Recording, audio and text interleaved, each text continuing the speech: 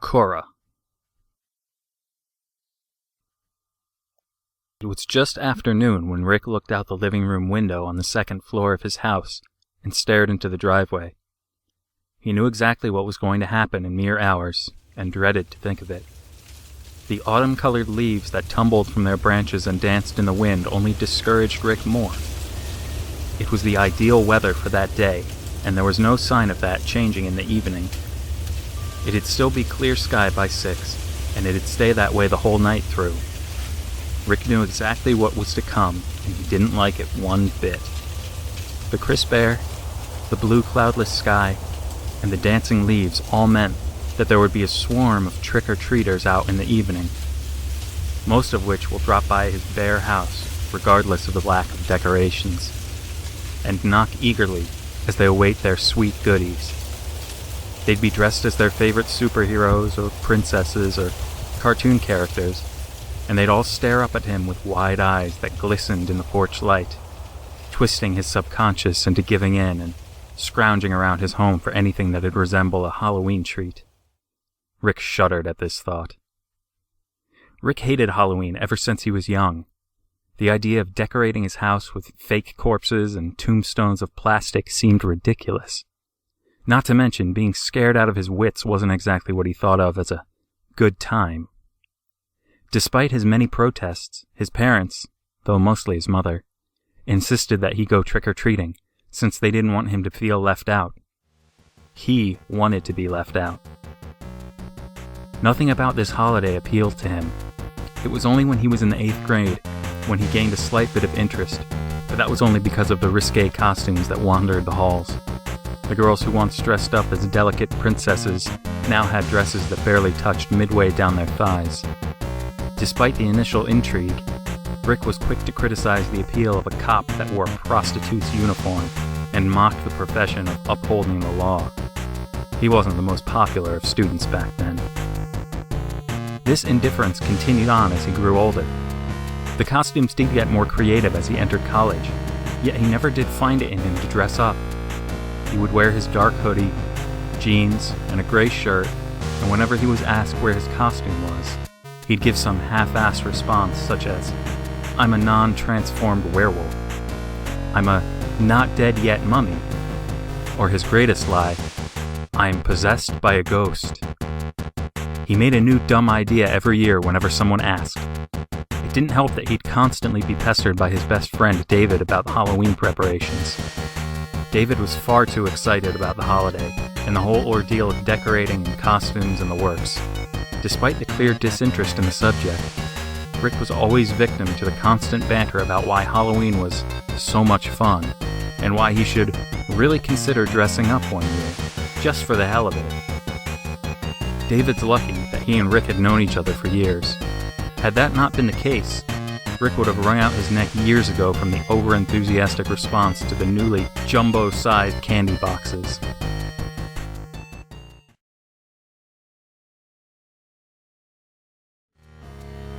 The tedious wait until the parade of trick-or-treaters swamped his house continued undisturbed until 3 p.m. In that time, Rick cracked open a beer, sat comfortably in his recliner, and mindlessly watched the big game that was featured on the sports network. At what seemed like the stroke of 4, there came a series of knocks from the front door. The knocks weren't like the normal ones trick-or-treaters would do. No, these had a pattern to them. A pattern that only one person would do every time he visited Rick's house: David. Reluctantly, Rick got out of his leather recliner, put his beer on the coffee table, and went to the door as he fixed his hair. He didn't want to look like too much of a mess. After all, he hadn't seen David in person in the past several months, and as soon as he opened the door, Rick wished that David waited for another day to come by. A disappointed expression stretched on his face as his palm engulfed his forehead.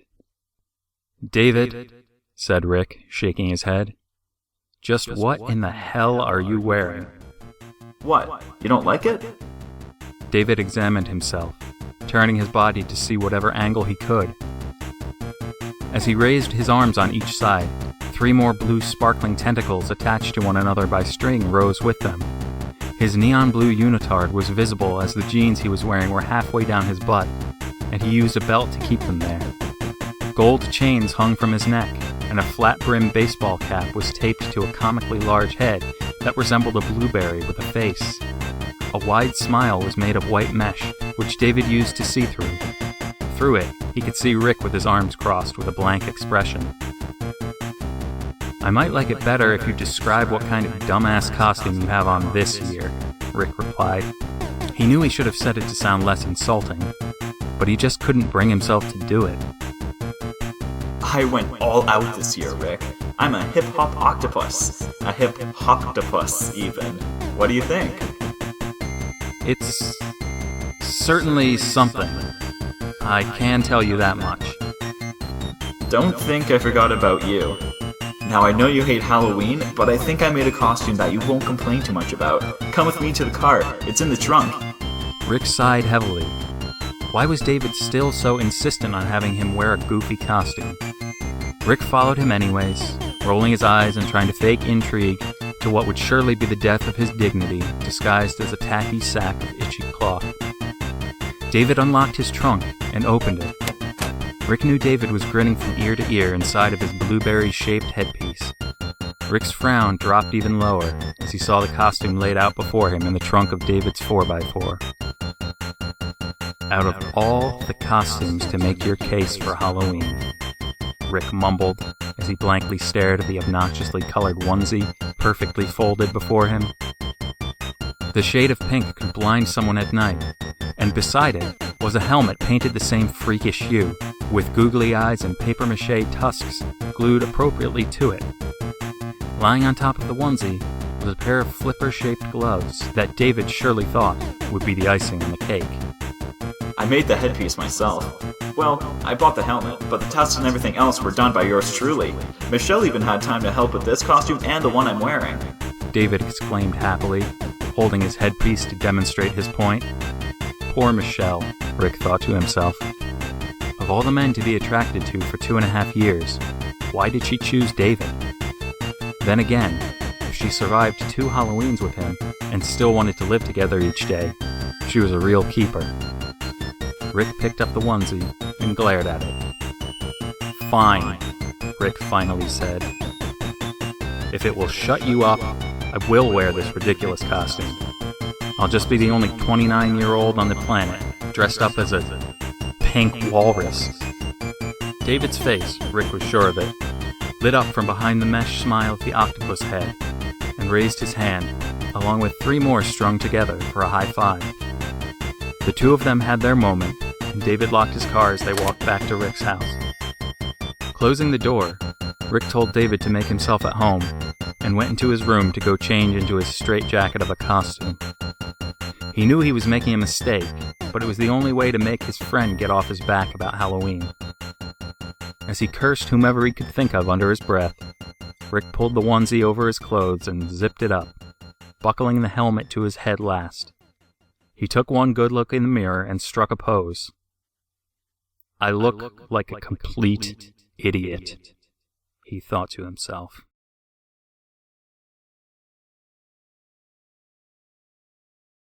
Entering the living room with a beer in his hand, Rick handed it to David with his flipper gloves on and sat in his recliner. David couldn't get his thank you out of his mouth before bursting into laughter at the sight of his friend, dressed up as flamboyantly colored marine life. Rick stared at the television, chugging his half-finished beer until it was gone. The 2 of them sat there making small talk between commercials about how they'd been over the past few months. It wasn't until the last 2 minutes of the final quarter that David changed the subject to something more interesting. Hey Ricky, do you remember back in the 5th grade when that Daryl kid made that demon rumor around Halloween that year? David was now leaning over the armrest towards Rick, his blueberry head removed and sitting in the seat next to him. Rick turned in his direction, a second beer in hand. "Barely," Rick said as he cracked the cap off the bottle. "I remember you were really getting into it, and you couldn't walk home alone for weeks because you were scared. Why bring it up now?" Well, it just came back to me the other day, and I did some digging around. It turns out that Daryl's myth is actually real. It was probably just some scam bullshit made up for fun. Besides, who would buy into that stuff? Next thing you'll be telling me that there's a faceless man who kills kids in the woods, or there's a teenage psycho Leatherface ripoff on the loose. What I'm trying to say is that everything Daryl said back then matches with the article I read. And there were many people who knew and even experienced it themselves. Do you know what this could mean? Rick thought for a moment and took a sip from his beer. What could it mean, David? It means that there's a grain of truth to this. I say we try it out ourselves. Look, there's even a ritual guide and everything on this page. I bookmarked it on my phone. David reached into his sagging jeans and pulled out his cell phone and showed Rick the page he was talking about. Sure enough, there were many steps on how to supposedly summon the demon figure, and it even had an in-depth description of it. There are many of us who decide to test fate and superstition by using a Ouija board, the article read. However, there is a well-kept secret about this board that has remained hidden for many years. What started as a playground rumor quickly began to unfold into a mythos of a powerful demon known as Kura. While he may show up randomly during any Ouija board session, he will be guaranteed to appear at your board with the following steps. However, there have been many people who have come out and said that this has led to some incredibly dangerous side effects, so proceed with caution if you dare. This all sounds like a load of crap, Rick stated, leaning back in his chair. David was reading behind Rick's shoulders, and he moved back as the recliner went down. Despite being skeptical, Rick decided he'd humor his friend and continue reading the article. Besides, if the rest was as poorly written as the opening paragraph, it could be fun to mock. Kura's true powers have never been documented, yet many interviews with witnesses have claimed that he has the ability to create powerful nightmares, move objects telepathically, and even possess things such as house pets and even humans who have summoned him. According to myth, Kura is a soldier of Satan who has been tasked to bring mortals into his realm to serve as overlord. His presence has been felt as early as the 14th century around the globe, as there are many works of art that depict the same shadowy figure. Each work shows Kura as a shadowy mass that resembles a human, but he has pointed ears, claws, and bright yellow eyes, all capped off with an eerie grin. His clothing is varied in each region. He is described to be a ruthless killer and a merciless spirit that will torment or murder chosen victims at his leisure. Should you accept the risk and attempt to conjure Kura to your presence, here are the materials you'll need and the steps you'll have to follow. May God have mercy upon the souls of those who venture forth. The article listed such things as candles, a knife, a Ouija board, drops of blood, the usual kinds of things you'd expect at some form of satanic ritual. Supposedly, it was the way you arranged said items that summoned Kura, so Rick and David were careful in what they selected and how they were placed on the living room floor. It shouldn't have taken more than a half an hour, but the constant flow of trick-or-treaters caused the two men to be distracted and have to cater to the needs of the children on the porch. Rick never went to the door, however. He made David take care of the little snots while he gathered the supplies from the basement. Rick wanted no part of this Ouija board Satan summoning ritual, but he decided he'd give some form of Halloween activity a go after never doing so in the past. After all, what else was he going to do that night?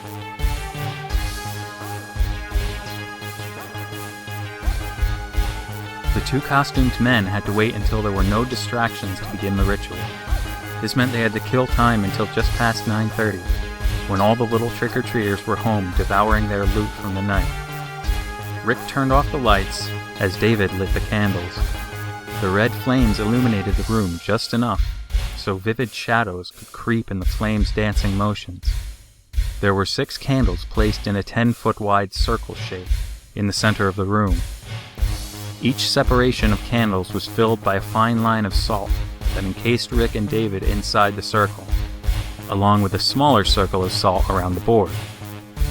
To leave the circle as the ritual happens, or while speaking to Kura, supposedly leads to extreme consequences, according to the site.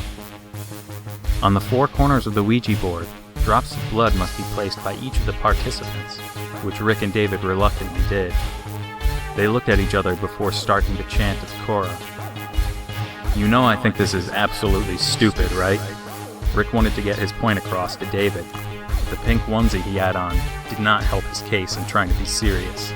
Yeah, I know, replied David, nodding his head. You know that I think you're stupid for dragging me into this ridiculous fantasy, right? Yes, Rick, I know. David sighed. Come on, just have a little fun this one time. Can we just enjoy a Halloween without me dragging you through it? Rick looked at his friend for a moment. Concern was on David's face, he noticed. Could it be because of how Rick was acting? Or because he genuinely believed this Ouija board setup would actually summon a demon? Okay, let's get started, Rick said, shooting his friend a weak smile. David grinned and seemed a bit more relaxed, so they set their plan into motion. Kura, Kura, hear my pleas. Come into view where no one sees, where truth is blind and so is fate. Come into form in your real state. I am a pawn of your dark sin. Take refuge in my presence so it can begin. Your sought-out powers are needed here. Release it upon me and show the fear. The chant seemed to echo in the room once the final phrase was spoken, and the candles looked to have gone out for a very brief moment before relighting themselves. The two men looked at each other, and then around the room. Nothing appeared to have changed. The air wasn't heavier, nor did they feel chills of any sort. David still seemed a bit worried of the uncertainty of the whole thing, but Rick was just as skeptical as when it started. They decided to sit down and wait for a few minutes in the darkness for any signs of paranormal activity. Yet, no such thing happened. The room remained unchanged. Well, that was fun, Rick said to break the silence. I'll admit, there was a bit of a rush during that chant. Good idea suggesting this, David. But it's getting late, and this damn onesie is getting really uncomfortable. I'll be right back. David nodded and sighed, discouraged by the failure to summon anything. He watched as Rick got up and walked into the hallway to get changed. Rick rubbed his face with his hand, and he suddenly re-entered the living room, seeing David in the midst of getting up. That was quick, David pointed out. Didn't you say you were changing out of your costume? I did, Rick said. He looked down at himself and noticed he was still in the onesie.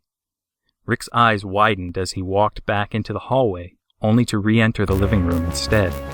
His heart pounded, and he ran into the hallway. As he turned the corner to enter the extra bedroom, he stubbed his toe on the doorframe and tripped. To his horror, he toppled back into the living room where David looked at him rolling on the floor from inside the circle. Oh, come on, Rick, David said exhaustively. You don't have to pretend that the ritual worked. Trust me, I can take it.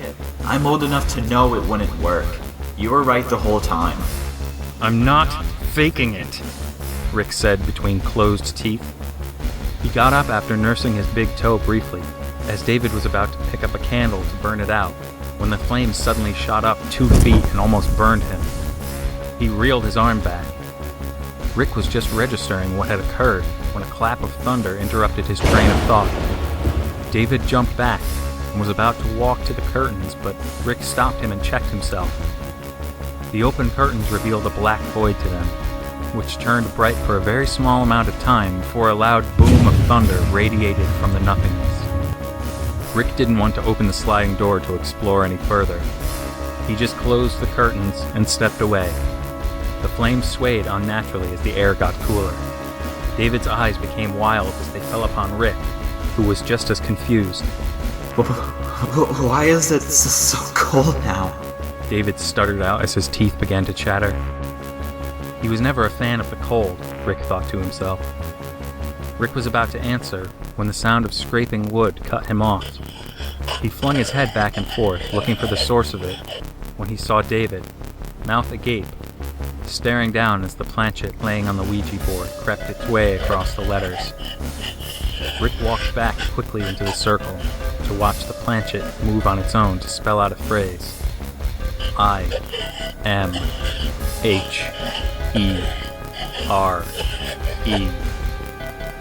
David began to shake a little, clearly not expecting this playground rumor to have actually worked. Who's here?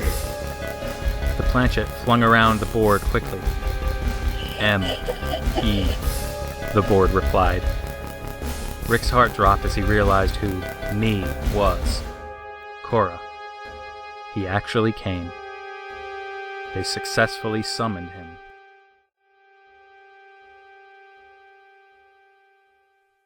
There's no way this is real, Rick told David, whose 2 arms and 6 tentacles were crossed on his chest to comfort himself. We have to be dreaming this. Don't worry, David. The wood screeched again as more letters were quickly pointed out. T-H-I-S-I-S-R-E-A-L was what it spelled out. We may have summoned you somehow, but that doesn't mean it actually happened. Crazy shit goes down all the time in dreams, yet they never really happen. The planchette moved even faster to spell out Y-O-U-A-R-E-M-I-N-E-N-O-W. That has nothing to do with what I said. Look at me. I'm arguing with a board. That's it. I'm done with this. Rick began to storm to the door, separating the living room to the main entrance. David couldn't stop his friend once he made up his mind and watched as the planchette created another phrase. T-O-O-L-A-T-E. As Rick wrapped his hand around the doorknob, the door itself vanished, being replaced by more drywall. In a blind rage, Rick slammed his fist against the wall, yet only managed to hurt himself.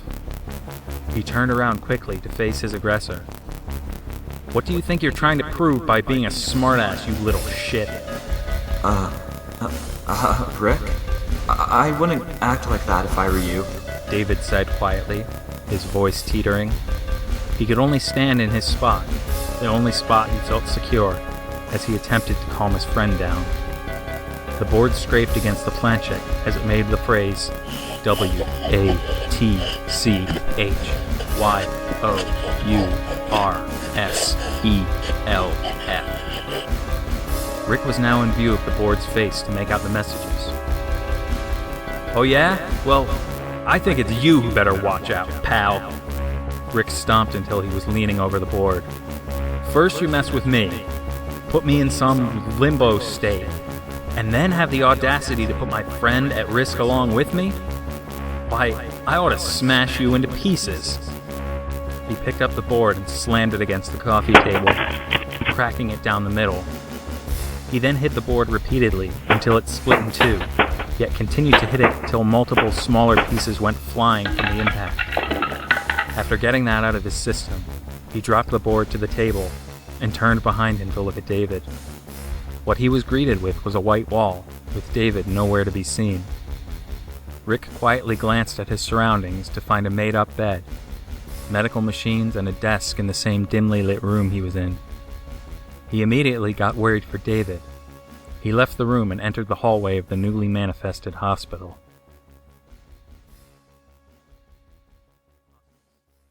Each footstep Rick took on the white-tiled floor echoed down the abandoned halls.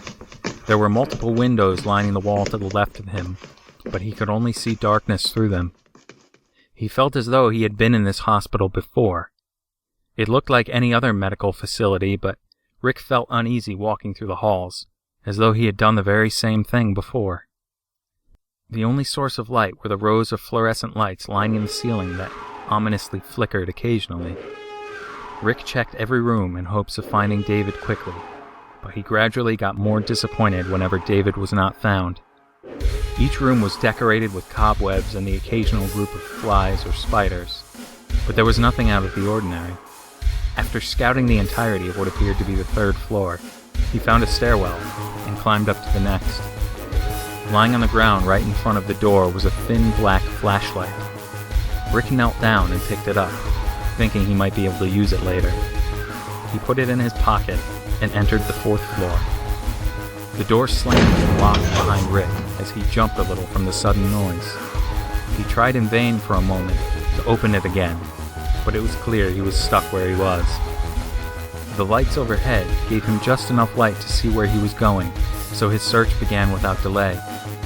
He checked each room as fast as he could, his heart racing and mind thinking of all the worst outcomes.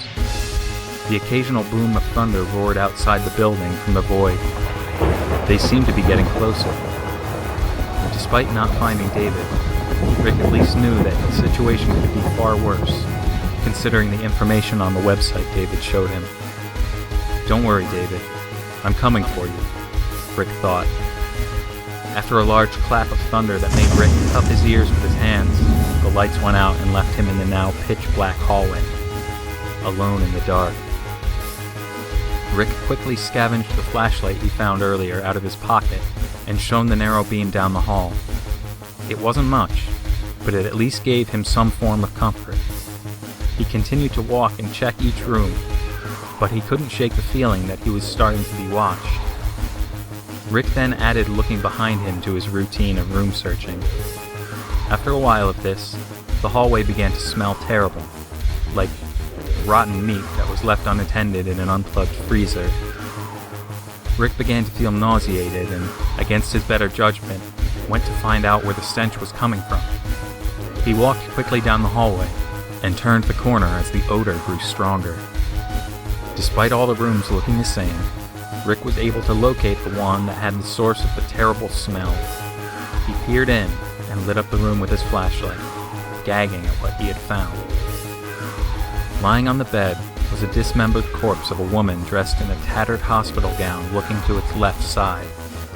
Its eyes were missing. The hair stuck together in a greasy mess. The skin was shriveled like a raisin and discolored to a rusted brown. The right arm was on the floor next to the bed, sitting in a pool of crimson liquid Rick recognized instantly as blood. A swarm of flies were gathered next to the arm while another circled the corpse itself, and another colony had claimed the legs of the deceased patient that were stacked on a chair in the left-hand corner of the room, the cushions stained red. Something was pulling Rick closer to the body. Something about it felt familiar. He felt as though he had seen that robe before, that hair, the room itself before becoming a horror show for him to witness. "You have found someone, have you not?" A raspy voice echoed down the halls. It sent chills down Rick's spine as he heard it. "Yes, I can see into your mind's eye. You are in my world." "Who are you? What do you want from me?" Rick was yelling at this point. He couldn't take it anymore. He just wanted out of here. Wherever here was. "You know who I am, child. After all, you were the one that summoned me. Did you not desire to witness my abilities?" It must be Kura, Rick thought to himself. That doesn't answer my question. "Your answers will come in due time, child. Your feeble mind could not possibly process all the information." Try me. Rick's voice became more irritated.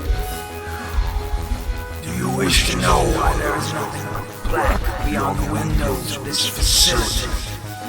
The boom of thunder rang out again as if to jog Rick's memory. Rick didn't answer. He was waiting for an explanation. "You are in my world now, boy. This is where you get to play my games by my rules. All you have to do is go along and make it enjoyable to watch." You're twisted, Rick muttered under his breath. Why me, though? What did you do to David? "Do not worry," Kura's disembodied voice hissed. "your friend is in good care, for he was not the one who stepped outside the boundaries the two of you set up." Rick's heart sank as he realized his mistake. Of course. How could he have been so stupid? He left the circle when he thought the ritual didn't work. Does that finally ring a bell? That is why you are being subjected to these nightmares. You are no longer safe. You are mine. What nightmares? You've done nothing but be an inconvenience. What kind of fucking nightmare involves blindly pacing the halls of a hospital? Rick kicked the arm on the floor across the room in frustration. Just then, he heard a voice crackling in an attempt to speak. It wasn't Kura this time. It was coming from the bed. The corpse began to sit up and gaze at Rick with its empty eye sockets.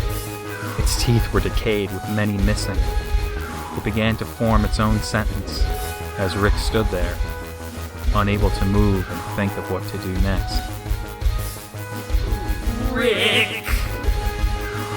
Why didn't you stay by my side? The voice was feminine, and Rick dropped to the floor, his heart shattered as he understood where he was. The hospital was now identified. The halls became nostalgic, and the corpse had a name to him. Mom. Why am I even here? Rick shook his head and slammed his fist against the floor. Why? Why? He ran out of the room and sprinted down the hallway as fast as he could, ignoring all the familiar sights. He needed to get out. He wanted to be away from here. Running away again from your mother. Even when given the second chance to stay at her side as she dies, you still leave her to greet death alone. Kura's voice grew with malice. He wanted to let Rick know of his mistakes. Get out of my head! Rick screamed, running faster than he ever had. At the end of the hallway, he could see a door. Praying that it was unlocked, Rick continued to sprint towards his salvation. Yet no matter how fast he ran, he wasn't getting any closer to his destination. The walls began to morph and don piercing yellow eyes and white, fang-filled grins that glared directly at the helpless man running in place. The grins began to laugh menacingly as they mocked Rick. Multiple voices began to speak over top of Kura's demented laughter. Hey Ricky, want to come to the Halloween party in Madeline's this Saturday? David's voice asked him when they were just 17. Come on, can't we just go to one haunted house? It'll be so much fun. Rick's ex-girlfriend Nadia preached when they were dating at age 23. Rick, honey, I want you to go out and have fun on Halloween. If you won't do it for yourself, then do it for me, okay? That was the voice of his mother when they visited her in the hospital 10 years ago, when Rick was 19. The voices repeated over one another, then faded away so new voices could speak. Rick winced and pushed himself beyond his breaking point, as many voices of himself flooded his ears. David, seriously, enough with all that crap. I'm not going, and that's final. Rick replied right away at David. You can go if you want. I don't think being scared out of my wits would be considered fun, Rick stated, affectingly making a rift in the relationship. I'm sorry, Mom, Rick solemnly said to his ill mother, walking out of the room as the sight of her pain was too unbearable. Rick screamed out at these unwanted flashbacks and saw the door getting closer. Enraged, he slammed his body against it, and the door flung open. Rick went flying and fell into a puddle of dank mud upon impact with the ground. The stench was just as bad as the hospital corpse, and he picked himself up, doing his best to wipe off the mud from his face and hands. He scanned his surroundings and realized that he was now transported to a dark, grim swamp.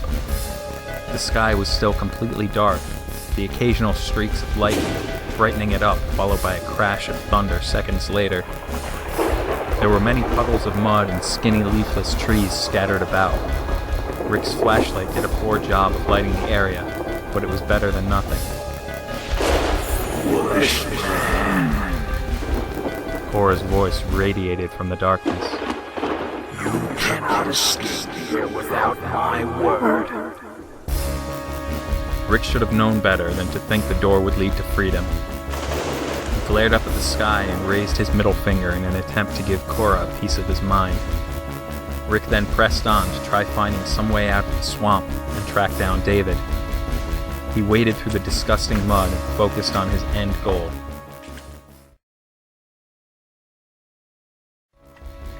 The swamp itself was ominous. The wind blew through the bare trees and whispered into Rick's ear. It began to become difficult to distinguish what could be a person or what was a tree. There were many times when Rick thought he saw something move at the corner of a tree, or spontaneously grow in the distance. Though it was such a dim flashlight leading the way, it could have just been his mind trying to occupy itself. He wandered aimlessly through the humid mud until he took a break to sit on a log that bobbed in the murky water. Rick began to contemplate how David was doing. If he couldn't save himself, Rick thought, he could at least try to save David. He shouldn't have been so hard on him. When they got back home, Rick promised to be more open to the idea of Halloween. His fear for his personal survival shifted to that of his best friend, who he imagined was in the same predicament as him. He hoped so anyway, or that David has found his way back to the real world. He didn't want to think of his friend not making it. Rick got up from the floating log and began to wade once more to find David. Rick wasn't sure whether he'd been searching minutes or hours. Time just seemed to disappear as a concept, and with the sky being blacked out, he couldn't use the sun or moon's position to make a rough estimate. All he could do was stray in the darkness of the swamp, since his flashlight's batteries died a while back while he was going through a thorny shrub. Things were getting worse quickly. His legs were aching. He had cuts along his body with the fabric of the onesie torn, and his eyelids began to get heavy. He knew it'd be a horrible time to fall asleep, so he kept going, praying that he'd find some sign of salvation soon. However, the urge was becoming too strong, and he collapsed in the mud, lying on his back and letting drowsiness consume him. Just as he was about to drift off, he heard something coming close. He shot up and was ready to attack when he came eye to eye with whatever was lurking through the shrubs. He was blinded by a flashlight that it was carrying. Get away from me! The figure jumped back and picked up a branch to use as a weapon. It had 5 arms, yet it only grabbed things with the top 2. It appeared to be in the same condition as Rick. Rick rubbed his eyes so they could readjust, and he realized who his aggressor was. David, calm down, it's only me, Rick called out, his hands out toward his friend. David dropped the stick and ran to his friend, hugging him in a way Rick had never seen him do, though Rick didn't care. He was just glad to have found his buddy. They patted each other on the back and rejoiced that they had found each other. Excellent work, Kura spoke out. Rick assumed his voice was once again disembodied, so he wasn't expecting to see bright yellow eyes peeking from the darkness. A devilish smile stretched across Kura's face that reflected light from David's beacon. I'm glad to see that you finally found each other. The game was really starting to get boring after a while, with your spirits beginning to go low. Cut the crap and let us out of here, Rick snapped back. I can let you both free. However, that would not be interesting. A flash of lightning illuminated the swamp and allowed Kura to be seen completely for a brief moment. His body was lanky and distorted, all colored a dark green hue. His ears were pointed, and he had gashes all over him. His fingers were clawed at the ends, and his teeth were just as jagged. He stepped out of the trees and moved towards the 2 men. What is it that you want? David said as he stood tall, trying not to look fearful. Kura merely laughed at this and continued to approach him.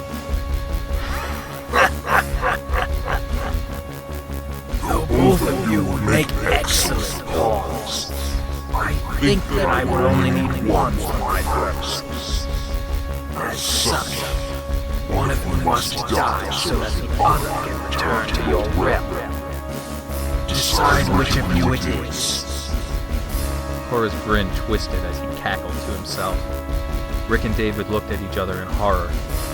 One of them had to be sacrificed to make it back home alive. There was so much at stake for both of them. Rick, you should go back. I was the one who caused this to happen, and it wasn't fair to drag you into it. All of this is my fault. You should be the one to go home. David regretfully said. You're wrong, David, Rick answered back. He placed his hands on David's shoulders. You have Michelle back home. You have a career and a lot of potential. I'm sorry for being such an asshole to you for all these years, and I really think that you should go back. Just make sure to tell people that I died in a really awesome motorcycle accident, okay? David smiled timidly and embraced his friend again. He started to cry as he knew what he had to do next. Rick understood his choice and was ready for it.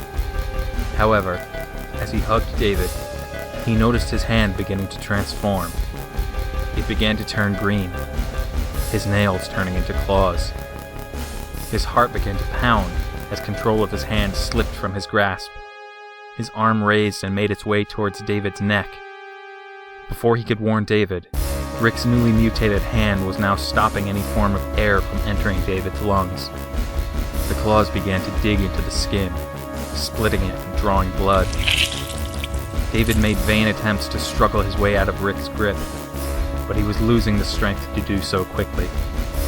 His body began to sag to the ground as Rick's transformation began to take over his whole body. His teeth were now jagged, his ears pointed, and his blue eyes melted into a sickly yellow. David tried to get some quick breaths in, but would only swallow his own blood instead. Rick, why? David's final words bubbled past his clogged throat as his body crumpled into a heap at Rick's feet. Rick stared at his now deceased friend and felt no remorse. His transformation was complete. I just want to make something clear. Kura spoke in his raspy voice. There never was a choice.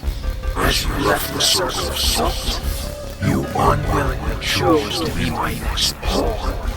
You left that security measure, and now you must pay the price. Henceforth, you shall go unnamed. Kura PT. Kura PT, repeated the monstrous version of Rick. His mind no longer held memories of his home, David, his world. He no longer wanted to go back. Kura PT.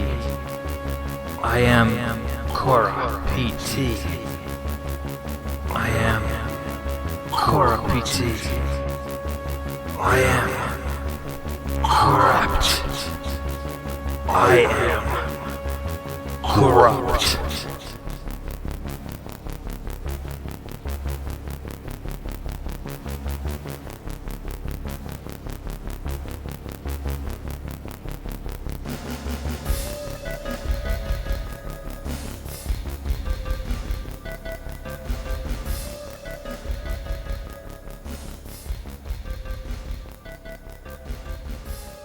What's that I did?